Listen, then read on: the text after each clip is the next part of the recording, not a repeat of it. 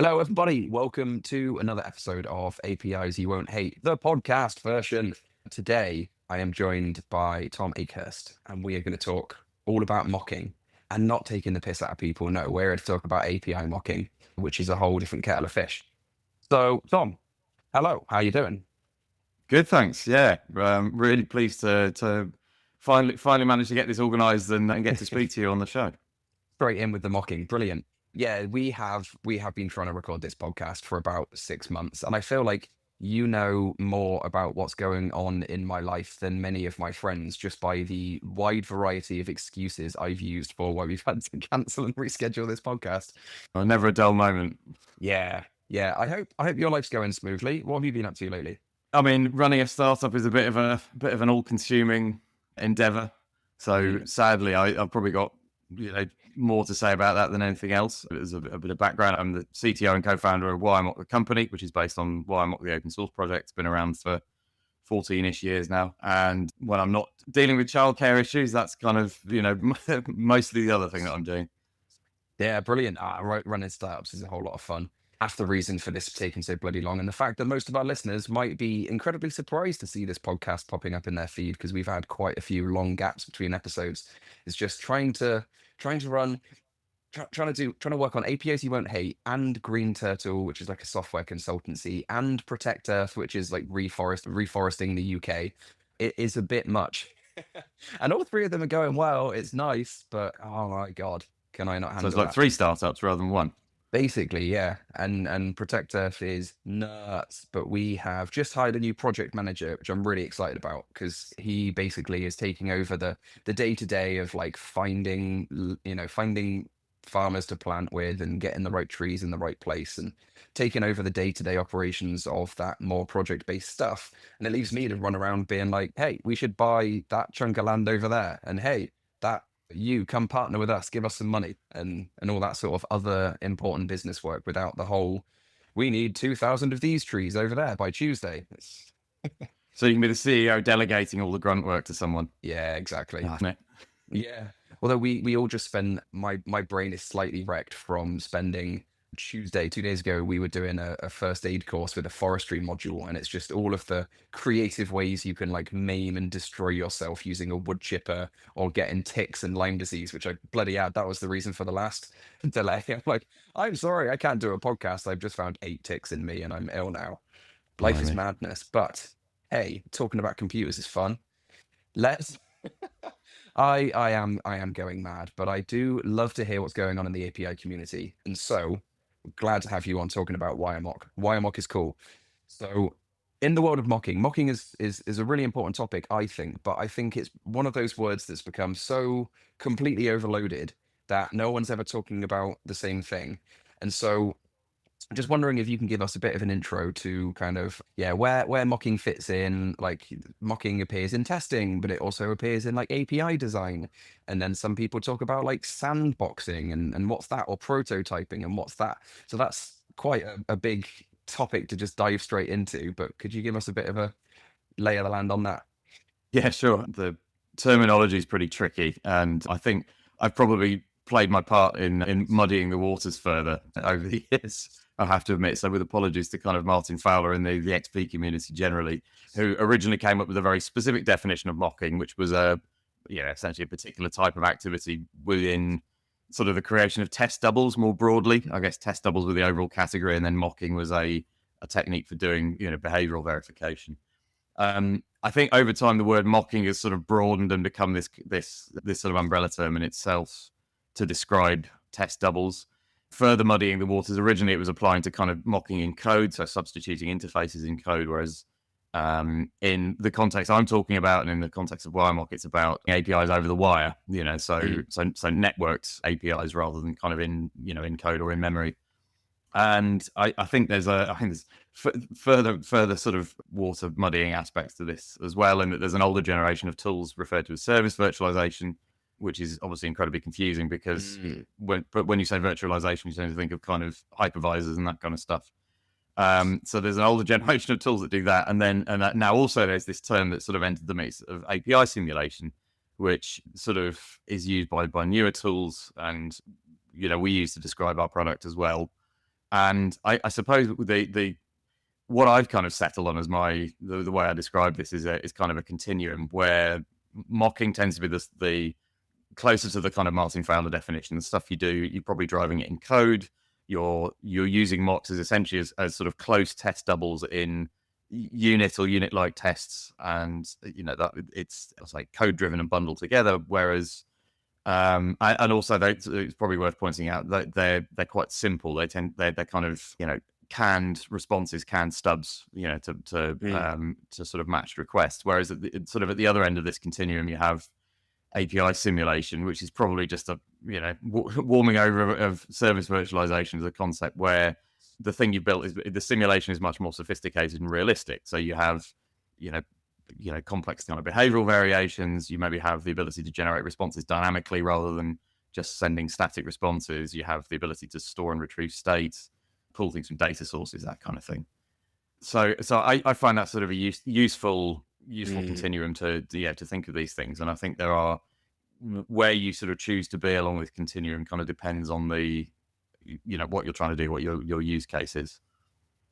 Yeah, that makes sense. I mean, yeah, the way that I tried to talk about it when I was working on Prism at Stoplight, which is another mocking tool that's no longer really being actively developed, I don't think. The terminology we'd use was like, yeah, mocking is kind of simple. You make a request and you're going to get a response of something. It may or may not be useful, and there are ways to like increase the usefulness and relevance of the generated thing. I think we had like static and dynamic responses. So static would just be, this mock is based off the OpenAPI. It said there's going to be a name, which is a string, and there's going to be an email, which is format email. And looking at that, it can generate a random name. Oh no, the static would just be like whatever the example was in the schema. And the dynamic would be, all right, let's try and generate a random name using Faker and generate a random email using Faker. So that was at least different, not the same thing every time. But there was no like logic there. And no persistence there. And so I think that for me, the definition of mocking was kind of a bit dim, without meaning to offend anyone. That was the way I classed it. And then sandboxing was like, oh, and we can put a database, spin that up in the background. So when you save stuff, we'll put it out and we'll try and match up the fields if possible and return that back to you. But that was really blooming hard when people would do things like they would, send data as a raw JSON object with name and email, and then they'd return it wrapped in like a data envelope, and then it wouldn't know. You have to like do a lot of weird stuff to try and figure out matching requests to responses, even with a database in the background. So that was always a bit weird. And then kind of prototyping was another term that was like, you're just building an application before you build your application, and you might build a rubbishy little application, just fire it out in Node.js or something, with the grand scheme of it being done in Java or something later on. You might just work on something really, really quickly and then make it later. But that was always a big faff, because people would just start writing enough code that they'd get attached, and then they just want to put that to production, even though they skipped infinite. There's like massive gaping holes everywhere, and you can just Bender of the future, like, just, was it mass assignment issues all over the place and all that sort of rubbish. So it's always been really interesting trying to make any tools in this space, because whatever you make, somebody will want the other stuff. And there are so many different verticals that this mocking functionality could be used in so many different parts of the life cycle. Like with Wiremock, where do you feel like your tooling, where does your tooling aim to be in terms of like stage of the life cycle, and what sort of verticals are you going after? So the genesis of the tool is definitely in the sort of the mocking in the developer's toolkit. So the mocking to support kind of test-driven development, acceptance testing, test automation, that kind of thing. And so it fits in that kind of developer in a loop. The open source tool is very much that sort of developer in a loop, where you're building functionality and you're supporting the construction of your code with mock APIs. Our commercial product is kind of deliberately about broadening that base, and so it's in one sense it's broadening it in terms of an individual organization software development lifecycle. So where you want to start deploying mocks into these kind of mixed integrated environments, where you want to be able to isolate sets of related services and test them, or where you want to be able to kind of deploy, say, a microservice into a real environment, but you need to mock most or all of its dependencies to be able to isolate it and test it thoroughly. When particularly, microservice environments are probably the best example of this. Places where you have lots of different teams who are all building APIs and they're all talking to each other's APIs, and everything's changing, rapidly and somewhat unpredictably. And we're sort of also about kind of trying to help tame some of that kind of chaos.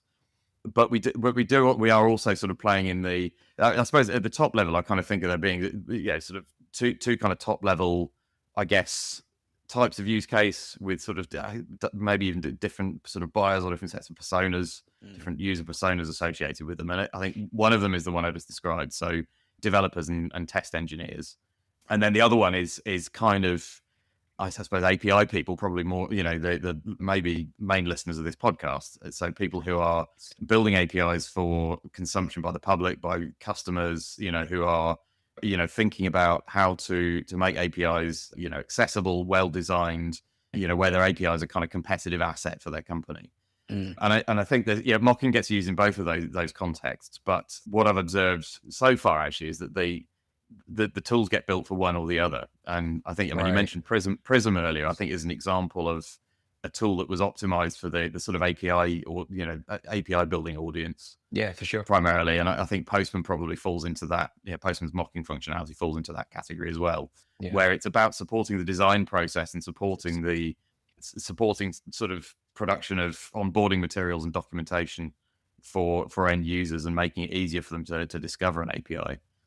But like I say, then there's this whole other sort of category of users who are trying to do serious kind of QA, dev and QA activities with mocks.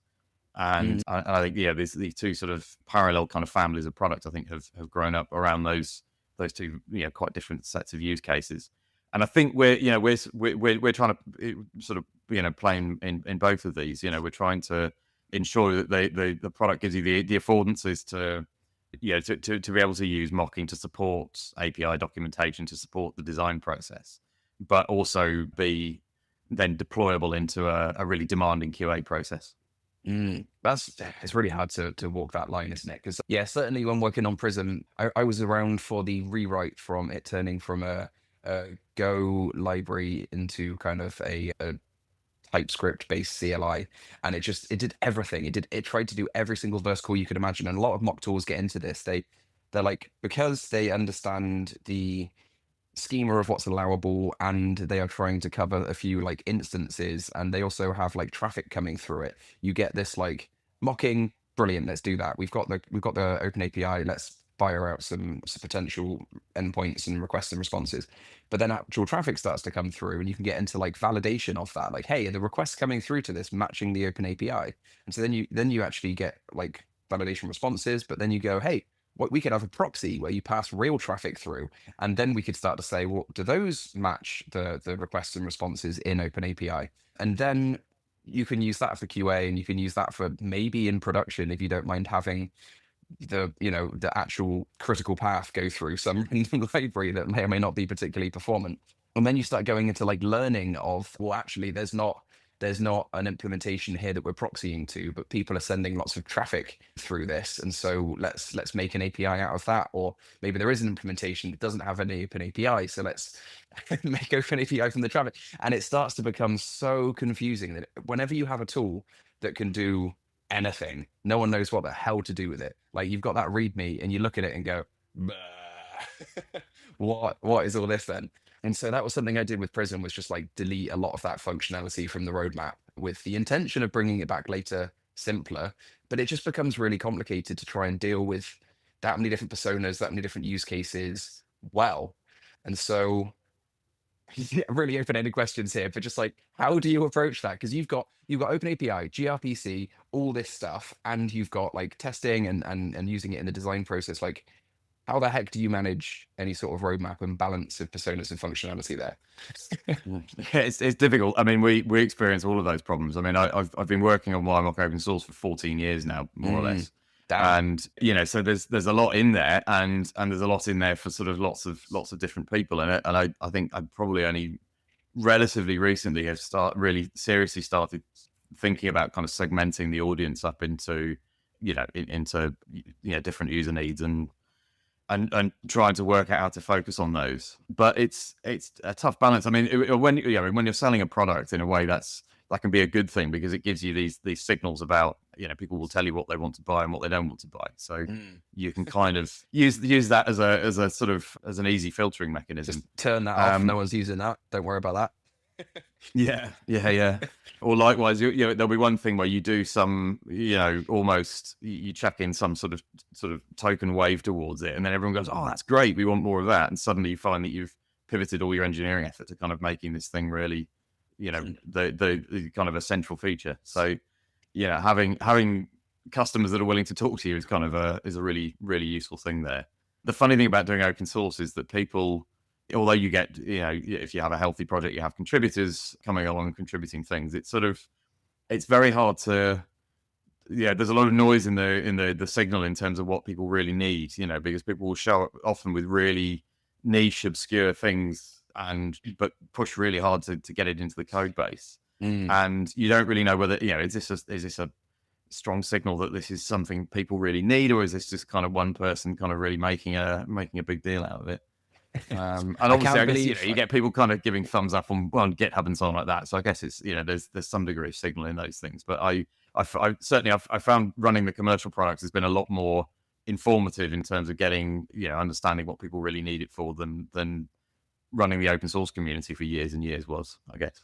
Yeah, that's interesting. Yeah, because I mean, the number of times I've heard like, "Oh, I can't believe you haven't got random feature you've never heard of in there." And me and these other three thumbs agree that it should all work, but we all work at the same company and we're the only people that care.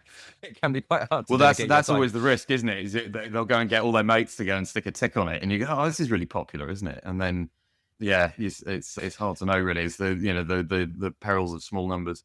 Yeah, that's funny. Long pause, which I'll hopefully remember to edit out, because I had a really good question and a really great segue, and then I focused on doing a stupid bit instead.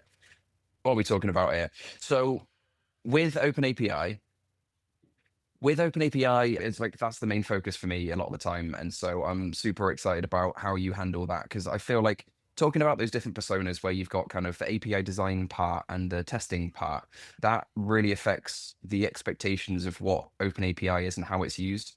And so when you're trying to do basic mocking, and we talked about the ability to get kind of validation and other behavior and stuff into there, I've seen quite a lot of people requesting the functionality or suggesting the functionality or working on building the functionality into their tools, where the OpenAPI document starts to get all of these X hyphen extensions where they kind of litter the OpenAPI with, starting off with littering it with like X hyphen faker to let it know that this should be a randomly generated IP address. That seems pretty harmless. But then it starts getting into, when these three fields come in, they should be multiplied together and a tax rate should be put on top depending on the country, and all this really complicated behavior that you can't really infer just from looking at a standard OpenAPI. I mean, someone's got to start building that somewhere, and either you start wedging all of that into the OpenAPI's extensions, or you start littering the GitHub repo with like random JavaScript files that handle some of it, and you kind of reference those somehow. And whatever it is you end up doing, there's the assumption that you can and are interested in changing the OpenAPI. And obviously you support gRPC and everything else. My experience is more OpenAPI. So I ask, like, how do you handle mocking behavior in Wiremock without just littering OpenAPI, or is that what you do? So we do support a little bit of the littering through vendor extensions, but it's not something we've kind of leaned into particularly heavily. I mean, this is genuinely a hard problem. This is something I end up talking about quite a lot. The OpenAPI, in its unextended form anyway, is describing certain aspects of an API. It's not a complete description of an API's constraints or business rules, or do you know what I mean? There are all sorts of dimensions about a way an API will operate that you can't capture with OpenAPI. So necessarily when you take that and turn it into a mock, then the the fidelity of the mock is going to be limited by the what can be expressed in OpenAPI in the first place. And I think actually this kind of relates back to this use cases thing in the first place. I think there are a few tools out there that make it very easy to get from OpenAPI to sort of something a credible mock of some kind. But for and like I say, if you're doing the sort of bringing documentation to life thing, then that's probably all you need, and that's great, But yeah, you just want to have a little for that bringing documentation to life. I feel like the use case is just we've got documentation, which is a list of endpoints with some sample requests and sample responses. And if you click the try it button, then you can see the sample response in a different format. And you could even potentially copy this URL or copy this curl command and do it in your terminal so that instead of looking at it through the docs, you're looking at it in your favorite editor. But that's about as far as it goes, right? That's just a like poke this and get something back, and that's it. Yeah, exactly. And the something you get back is very limited, So there are all sorts of fairly trivial things that you can't really express very well. It's like lots of APIs will say, if you give one combination of request parameters, then you'll get a response of one shape back. Whereas if you give a different combination, you'll get a sort of slightly different response shape. But you can't describe the relationship between that pattern of parameters and that type of response in OpenAPI, for instance. You can't express even trivial business rules. I mean, the demo I give actually a lot is the train travel API, the OpenAPI that you produced originally, I think. And they're so you can load that into Wiremock and it will generate a mock API. And then we've got a little demo app that's like a simple train booking app that uses it. And it kind of works, but you can see very quickly that, for instance, you can put in a search date that's in the past and it will happily give you back results. Whereas you probably wouldn't do that in a real system. So you want to be able to kind of express this rule that this date has got to be in the future. But that's not something you can say in OpenAPI. So the approach that we take, and it's an imperfect one, but it's one that works better than just doing the sort of vanilla one-way translation, is to kind of say that the OpenAPI and the mock are both partial descriptions of the API, and they both describe sort of slightly different aspects. And so between them, you get more than either one of them can provide on their own. So we maintain both side by side. You can generate in both directions. So you can, as I've already said, you can upload an OpenAPI, or you can incrementally edit one, and we'll generate and amend your stubs for you. You can also go the other way. So and this is probably a whole other conversation, but you can prototype by kind of using stubs as examples and generating the OpenAPI from those. Oh, cool. But the important thing is a common pattern, and this is the one I demonstrate sometimes with the train travel app, is to think of the thing you've built from an OpenAPI import as a starting point, and then you're kind of layering on the sort of behavioral richness to the extent that you need for your use case. And it might be that you just want to just for your API portal users, you want to be able to give them several variations of requests that they can make. You want the paginated, non-paginated versions. Maybe you want to be able to retrieve an invoice in several different states. With different combinations of data rather than just the default one. All of these kind of things. So you might want to just do that and layer on a little bit of richness in a way that's tricky to do purely from OpenAPI. Or you might want to go quite a lot further and model unhappy cases, faults, statefulness, all this kind of thing in the way that you need if you're doing sort of serious QA activities, and particularly if you're using it in a, like I say, what I've tended to find is that the sort of broader the test that you're running, so the more of the system that it encompasses, and thus the broader the scope of an individual test case, the more realistic the mocks need to be.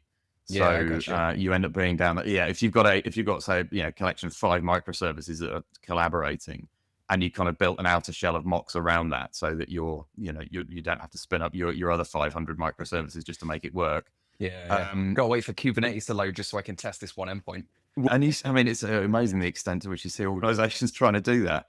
Coming up with these really, really like complex kind of routing systems that let you combine. I mean, these are sort of remote systems that have, combined local and remote services for testing. And I'm sure some people make it work very well, but it strikes me as being a sort of maddening endeavor. But anyway, the point I was trying to make is that if you're doing that, then you might sort of be testing a single operation from sort of an end user's point of view, or a caller of one API that actually fans out into, this sort of multi-step kind of stateful interaction. And generally, if you want to be able to do that kind of test, then the mocks need to be, they often need to be stateful, or at least they need to be sort of pseudo stateful and model that behavior a bit more realistically than the sort of stateless canned response you can get away with if you're doing like a narrow unit test. Talking about that kind of behavioral functionality for the different personas, I think might kind of break it down for folks that haven't thought about this too much. So if you are working on that kind of API design or kind of documentation like DevX side of things, then it might be really helpful for, it's helpful for you to have some behavior in the mock where basically, if you think of the like Stripe example where they used to say, if you post a payment with a credit card of like 44444, then it will succeed. If it's like 424242, then it will fail. Whatever that was, you can get different responses come back from the request, and that can be just a little bit of looking at that and doing a rule to give you a response. Now, it doesn't necessarily have to kind of persist that data to a point where you are making some other request to a list of previous payment attempts and that one will show up. That would also be useful, but in the kind of API design use case, that's just literally, we're trying to build the API client and the API itself in tandem, and we would like the kind of iOS developer, web developer to verify that this will work at all. They can make requests and the right sort of data is in the right place. It might be the wrong person's bloody name when they get the response, but like fundamentally, does it at all, kick in the tires, help at all? And once they say yes, you can then quickly rush off and write some of that code and then kind of build the prototype, and they can get that back and go, oh, that works lovely, thank you very much. And you can go and tidy it up and turn it up and use the OpenAPI as the contract test to verify that you haven't changed it since then. So that's really helpful for mocking in the kind of API design world, but absolutely useless for most sort of QA functionality where you're like, does a webhook fire off if I send a failed, does the failed webhook send off if I send this credit card, or something else go off if I do that one? Where you need it to be more realistic and have more behavior in there. And maybe talking about webhooks was a step too far, but like, you know what I mean? Yeah, no, we do webhooks as well. They're a very popular feature. Yeah, I think more people use them than admit to it, it seems. But could you mock a OpenAPI and have it sending off like mock webhooks in certain situations?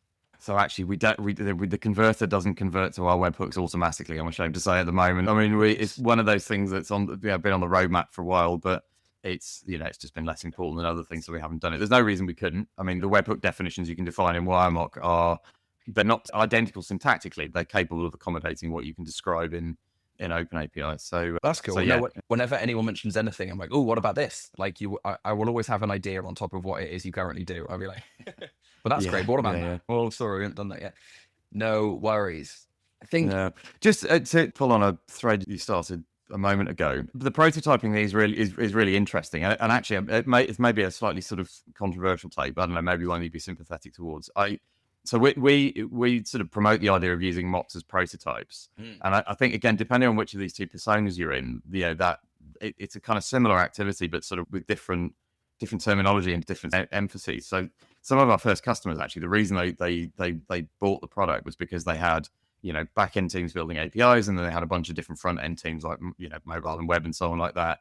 And they were frustrated at having to work in this very serialized way because they would come up with a new feature would need a new bit of API, and they would sit and whiteboard it and figure out what they thought it should do, and then 6 months later team would go off and build something and ship it into a test environment a few weeks later, and only then could the teams calling it really kind of get going building stuff. And then there'd be this sort of slightly long, painful feedback loop where, oh, actually we forgot all of this stuff in the design session, and now the backend team have to go and remediate it.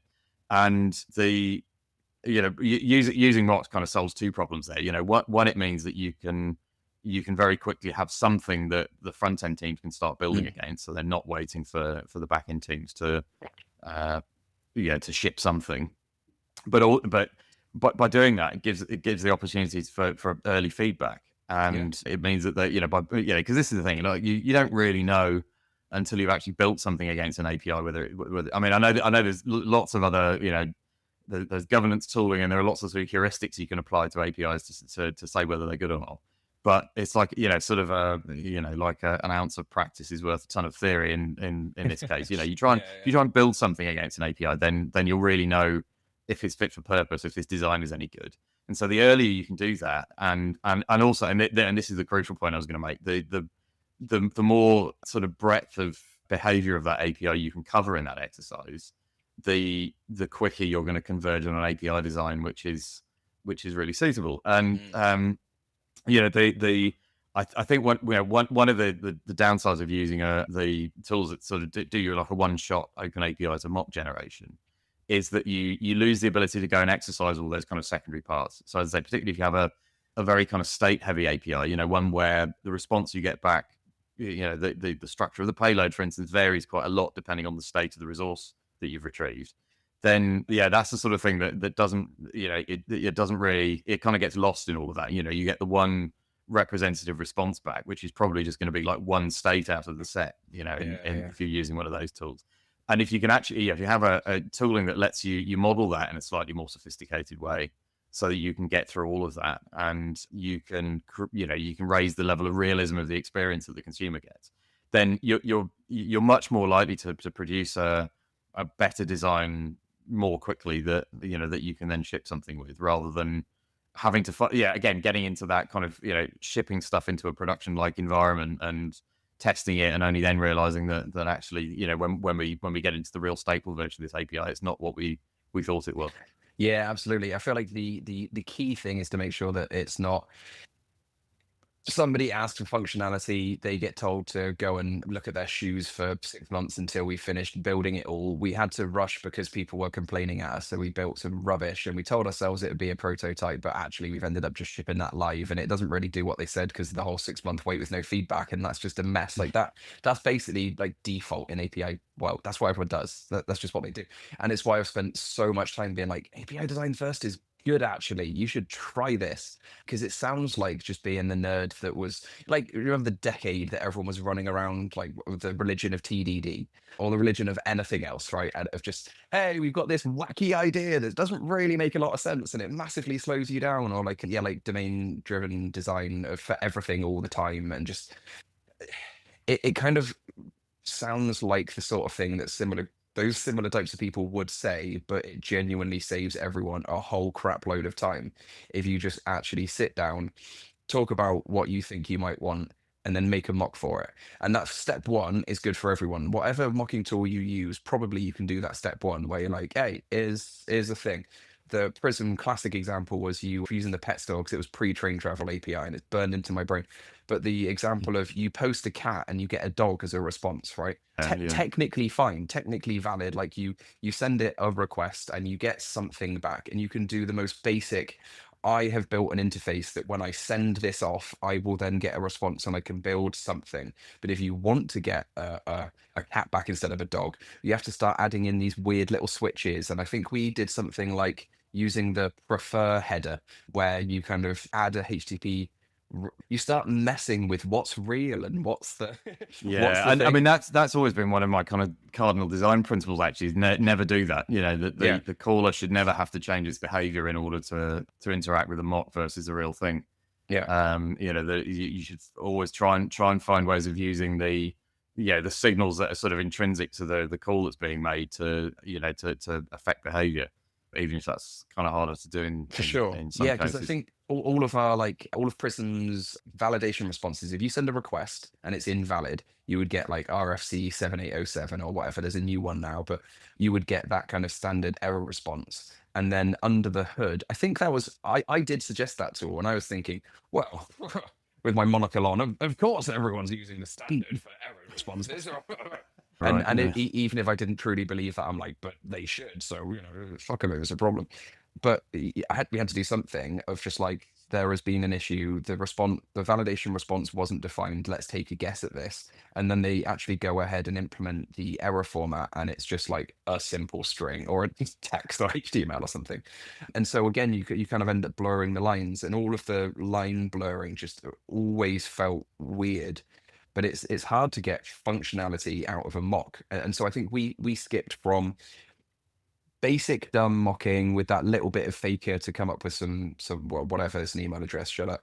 we skipped straight from mocking through the proxy. We had a functionality that was you could proxy to an actual implementation, which would, if you returned a 501 not implemented, would return the mock. Whereas if you returned anything else, it would return the real one. And so that kind of blurred the line between mock and prototype and beta, really, because what we were basically saying was instead of launching into a prototype where you're trying to get that fast feedback, but actually it will still take a while to make this prototype, and actually you'll probably end up getting attached to it and trying to put it into production. Instead of that awkward jack of all trades, not very helpful, middle of the road prototype first approach, we were saying step one, kick the tires with this kind of shite mock. And then you can use that feedback to quickly go and implement endpoint at a time over here. And it can be a slightly better kind of build which you can start to put live piece at a time as and so instead of the entire API is waterfall, bits of it were slightly more agile, Yeah. and they could Yeah, use I the mean, mock we for did we something do a else. similar thing. I mean, it's slightly different approach to it, but with Wiremock, you can set up a proxy stub that says when these criteria are matched, you go and proxy off to this other address rather than serving a stub. Nice. So typically, what you do is you have one of those that's very loose matching at a low priority, and then you stack a load of specific stubs on top of that for the things that you. And essentially, there's two use cases: either like a load of things you haven't built yet, so they only exist in stub form, or there's because the other fun thing you can do with Wiremock is really low level faults. You can like send reset packets and drop the connection and all that kind of thing. Oh, cool. And yeah, based on matching criteria. So if you want to use it as a kind of fault injection engine, or to inject unusual responses that you can't make the real test environment make, then you can just kind of layer those on top. So what Wiremock will do is that request comes in, it will run down the list and say, does this request match anything? If yes, okay, this is the go and send a reset packet response, so I'll do that. If not, it runs all the way down the list, gets the proxy, and says, okay, I'll go off to the test environment and serve a real test. That's good. So you can kind of test skip request. needing to set up Toxi proxy or similar as a separate tool, and just say like if this request comes from Dave, give him a really bad day, and it'll be a really Yeah. slow response, or like anyone, or you could literally say like if this is coming from, you could pretend like certain country is getting a very slow response. Does it work realistically well with the client if the responses are that slow, or do we need to go deploy another server over there? That's really helpful. Yeah, no, it's a very powerful way of using it. And as I say, whether another kind of sub use case of the QA thing, is the kind of non-functional, the possibility for non-functional testing that mocking opens up. You can go and you can run load tests and soak tests and things that are about performance and stability, but you can create a set of environmental conditions that are really hard to kind of make real systems create on demand. Yeah. So quite a few years ago, I was working at a big retailer in the UK, and they had the sort of the same kind of Black Friday problems that all retailers did. Where all of their customers would show up on one day, and they would hammer the hell out of their site, and all the payment gateways would be running, taking 4 times as long to respond because they're all getting hammered as well. And immensely stressful for everybody involved if you're a techie. But the nice thing about, obviously, the problem you have when you're testing in the run up to Black Friday is it's not currently Black Friday, and so your systems are not under load in the same way. And, the third party systems you depend on aren't under load, and they're not behaving weirdly and all that kind of thing. You can very easily deceive yourself. I mean, I've lost count of the number of times I've seen this happen, where organizations have done what they think is really extensive performance testing in ideal environmental conditions, and then the big day comes up when everything's going to hell, and something they didn't test for or predict happens because some crucial aspect of the environment's degraded. The great thing about all this, about using mocking tools that have these kind of non-functional features, is that you can deliberately degrade aspects in a very controlled way of the environment and find out ahead of time what's going to happen.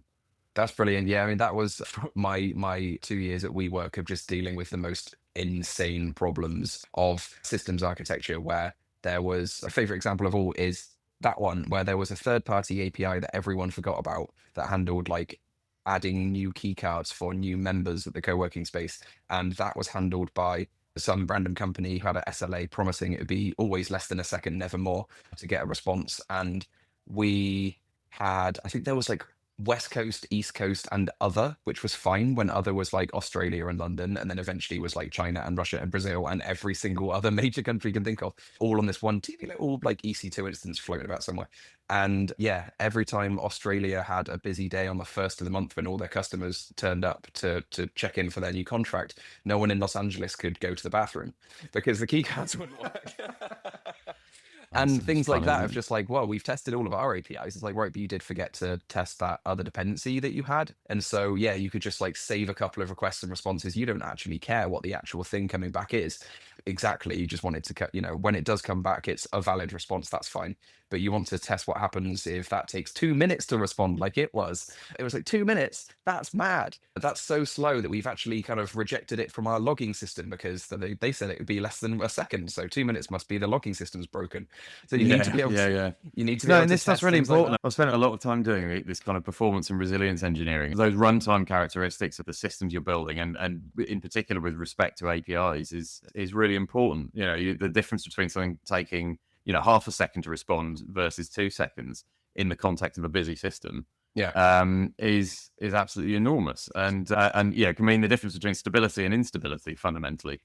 for sure. And there are techniques like sort of chaos engineering that you can sort of bring to bear in order to try and make sense of these things. But I Mm, think, I suppose with that in particular, no criticism of it at all. I think there are probably, if you're trying to build really highly scale, highly available systems, then it's an essential technique. But the problem is there's quite a big barrier to even, I think starting doing that kind of thing. And so if you can deploy these little tactics where, I mean, I often wonder how many organizations have run chaos experiments. yeah. These big expensive things where you have whole teams of people involved and you have to have done all of this kind of DevOps maturity work to even get to the point where it's safe to do it.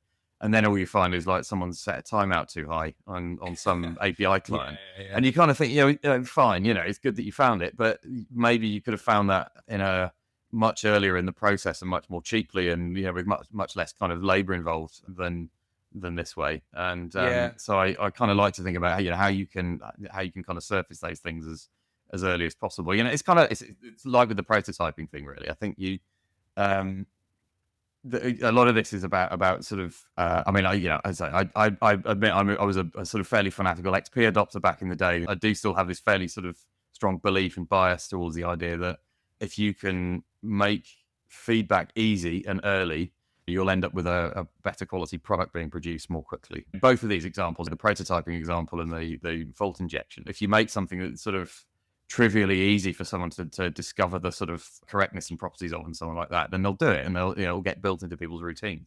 Whereas if you mm, make it happen late and it's expensive and requires lots of investment and upskilling, then it probably won't happen. There's a sort of an example I heard from a friend about this recently where prototyping, API prototyping wasn't being used. So he works in one of the large banks, and they have obviously, huge sprawling kind of API integrated systems of various generations. And there was a team he was involved with that were working on an API that sort of fronted, this sort of layer upon layer of legacy technology, all the way back to kind of bits of mainframe, I think. mm. And they'd done this, what I described earlier, this kind of whiteboard exercise of sketching out what this API needed to do in order to build this new product they wanted to launch. And then, they did all of that. Months and months of work happened. The first version of this API was shipped into a test environment. And then someone immediately went, we're missing that ID field that we need in order to be able to do any of this stuff. Yeah, yeah. And this resulted in a 3-month project spanning What? 5 teams or something like that in order to be able to go and wire everything up to surface this one additional ID field. Oof. And people doing like greenfield microservices kind of go, oh, it's easy to change things, it's no problem. But Yeah, I suppose the other thing I always like to point out is that a lot of us are not in that situation. A lot of us build APIs as modernizing facades over very hard to change yeah. technology, and so the cost of getting it wrong is enormous. Yeah, that's rough. Good job from pulling us back from the brink from me about to launch into a tirade about how at this point in late stage capitalism with the finance bros taking over the world of tech, we are currently actively firing every single engineer that can't be replaced with Copilot instead of investing in things like a group of 10 people whose whole job it is to sit around and fuck things up on the off chance there's an issue they can discover. Where that's probably another topic for another day. But on the topic of AI, the only thing I really want to mention about that is that I've seen a few companies starting to do like AI mocking, and I feel like, how do you feel about that? Is that something you have on your roadmap? I know you have MCP, that's a topic for another podcast, and it makes sense for you to support all the protocols that you possibly can. But for AI responses, we've talked about like static and dynamic, we've talked about faker, we've talked about kind of persisting data and trying to wire it back up. We've talked about trying to glue together kind of behavioral stuff in a different format.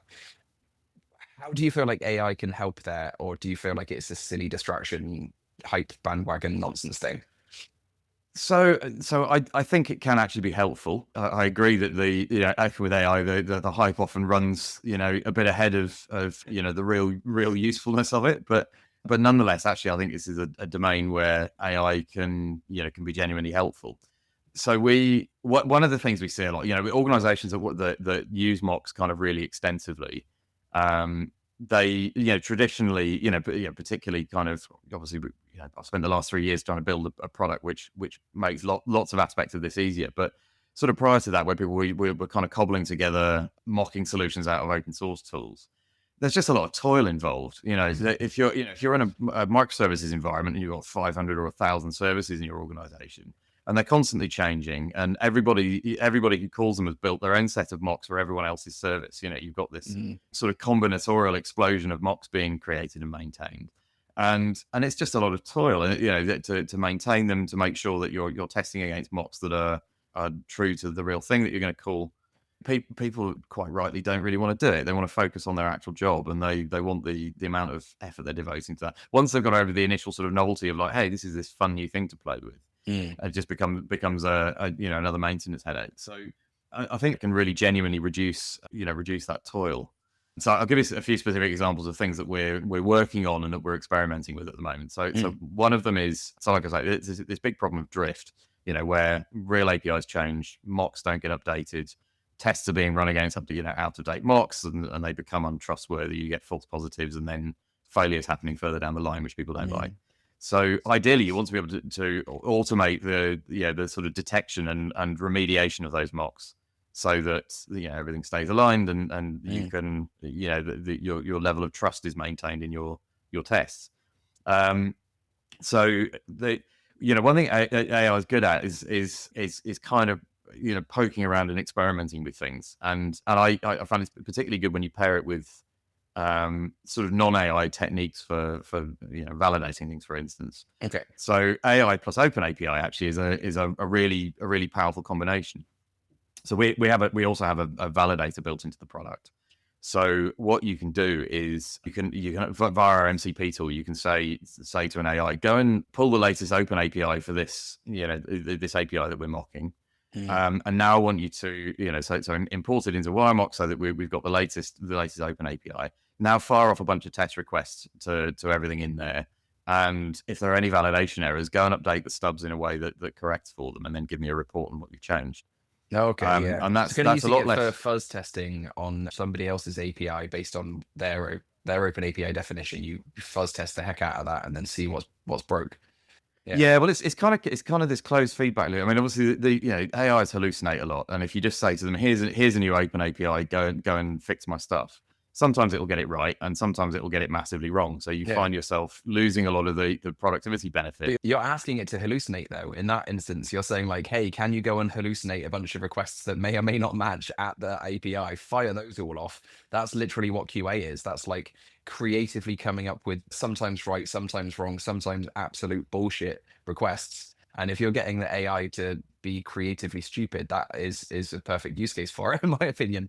Yeah. Well, the other thing I'm playing around with is this idea of an API crawler. I mean, it pretty much exactly what you described. At the moment, maybe it's QA people or devs or anybody who needs to interact with an API, there's this process they often end up following, which is sort of, they'll get a little bit of information about it. It might be, just some folk knowledge from somebody else in the organization. It might be, a really sketchy, out of date Swagger document. It might be, sort of a half baked post manipulation or a Word doc or whatever. Do you know what I mean? You've got some, something to start with, but it doesn't really tell you the full story. So you fire up an HTTP client and you you get yourself an API key and you go in there and you start kind of poking around and making requests. And, Nice. via trial and error, you build up a much more full picture of how that API works until you can do whatever it is you need to do with it, whether it's testing it or whether it's integrating something with it as a developer.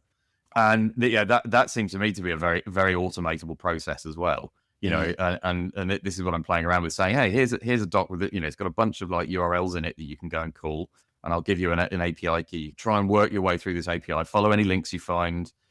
Try posting payloads that sort of look similar to the ones you've read back. Yeah. Build up a picture of what operations are available, how you post them, and so on, and rig that up. It essentially uses our prototyping mechanism. So you can, as it's doing it, it will feed things into a recording that then become a mock from, that's generated from that exploratory session that you've asked the AI to do. And then that in turn produces an open API. So you kind of get this, do you know what I mean? It's like sort of that again, this kind of grunt work of just going around and poking everything and trying to make sense of it and turn it into a useful, live, relevant piece of documentation and knowledge about this API. You're kind of asking the AI to do that. But as I say, because it's ultimately making requests they will either succeed or fail. It's not like the AI hallucinating is going to degrade the quality of the output in that instance. Yeah. Because you're talking to a real API that will either accept your request and return you something real, or it will just say, no, that's wrong, I'm not accepting that. Yeah. And, okay. Both of those are sort of, like validating information that sort of avoids things being hallucinated. So I think that's really, that sort of thing's really useful. Yeah, it's a lot more useful than like having a shared mock that you give to all of your users, and then like the main user profile that comes back is like D's nuts or like Hitler. None of which is very helpful. Anyway, we have gone long, and that is my fault for bringing up the topic of AI at minute 47 of the recording. But I would just like to thank you for your time and for having a really interesting chat with me about mocking. Before you go, how can people find you and your awesome stuff that you're working on? So I'm on LinkedIn, Tom Akehurst. The company is Wiremock.